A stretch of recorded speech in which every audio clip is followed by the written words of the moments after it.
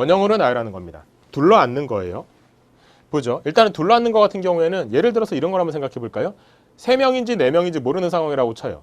근데 맞은편이란 말이 나왔다. 그러면은 이게 3명일까요? 4명일까요?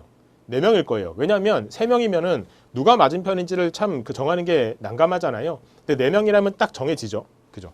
하기 때문에 맞은편이라는 요소가 있으면 누가 누구의 맞은편이라는 점 때문에 이 둘을 한 번에 통제할 수 있다는 측면도 있지만 여러 명일 경우에 이게 짝수명인지 홀수명인지 모를 때에는 짝수명이구나 라는 것도 정해주는 것이기 때문에 맞은편이라는 요소는 상당히 우리한테 도움을 많이 줍니다.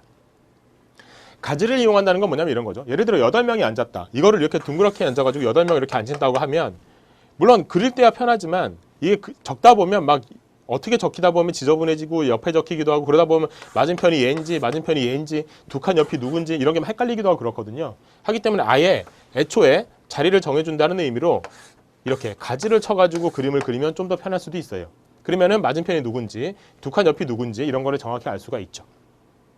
자, 그 다음에 이렇게 이제 8명이 있다고 쳐요. A, B, C, D, E, F, G 여기 갑이 이렇게 앉아있다고 칩시다.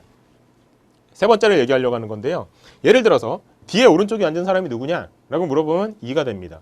D의 왼쪽은 C가 되죠. 이거는 누구나 다 똑같이 대답을 합니다. 근데 갑의 오른쪽에 앉은 사람이 누구냐? 이렇게 물어보면 이러면은 보기에 따라서는 G가 되는 것 같기도 하고 근데 앉은 사람을 기준으로 놓고 보면 A가 될 것 같기도 하고 그렇죠. 그림에 보면 G고 앉은 사람 놓고 보면 A고 이럴 때는 특별한 얘기가 없다면 앉은 사람을 기준으로 놓고 보는 게 좋아요. 갑의 오른쪽은 그러니까 이 사람이 되겠죠. 이쪽을 보고 앉을 테니까요. 그죠? 이거는 그림상 오른쪽이지만 실제로 앉았을 때는 왼편에 있는 사람이 되는 거잖아요. 그러니까 이 변수를 기준으로 하는 게 좋다. 그거고요. 근데 이 말은 또 이런 경우도 있어요. 또 이렇게 8자리가 있는데 A의 바로 오른쪽에 B가 앉았다. 이렇게. 근데 A가 만약에 여기라고 쳐요. 그럼 B의 자리는 어디겠어요? 1번, 2번. 1번이라고 바로 나와야 돼요, 이게. 오른쪽은 이쪽이니까요. 근데 이상하게 오른쪽 이쪽처럼 느껴지기도 하고 막 그렇거든요. 이 위쪽에다가 뭔가 위치를 정할 때에는 이게 왼쪽 오른쪽이 이걸 알고 있음에도 불구하고 헷갈릴 수가 있어요. 하니까 이런 부분은 좀 유념을 해두시는 게 좋지 않을까 하는 생각입니다. 자, 됐고요. 그 다음에 네 번째, 특정 자리가 정해지지 않더라도 일단 임의의 위치에 변수를 적용한다. 이거 무슨 얘기냐면 예를 들어서 이제 또 이 똑같은 이런 8자리가 비어있다고 쳤을 때 아까와 마찬가지로 A의 바로 오른쪽에 B가 있다고 쳐요. 이렇게 A의 바로 오른쪽에 B가 있다는 말을 집어넣어야 된다고 치자. 이때. 이게 만약에 근데 원형으로 나열하기가 아니라 일렬로 나열하는 네 자리 중에서 뭔가 자리를 정해야 되는 상황이다. 라고 놓고 보면 A의 바로 오른쪽에 B가 있다는 말은 경우의 수를 나눠서 생각해야 돼요. 이렇게. 그죠?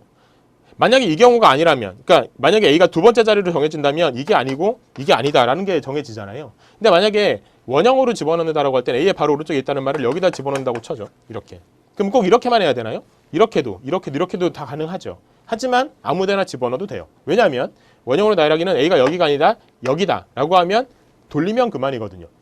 이 일렬로 나열하기는 돌리고 말고 이런 게 할 게 없죠. 자리가 그냥 1등이면 1등이고 2등이면 2등인 거지 1등, 2등으로 바뀌는 경우는 없잖아요.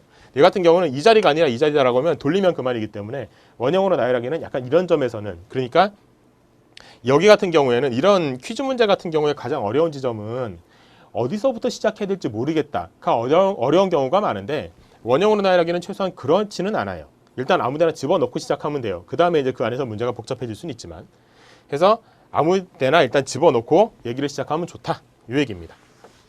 이게 이제 원형으로 나열하기에 관한 얘기였고요.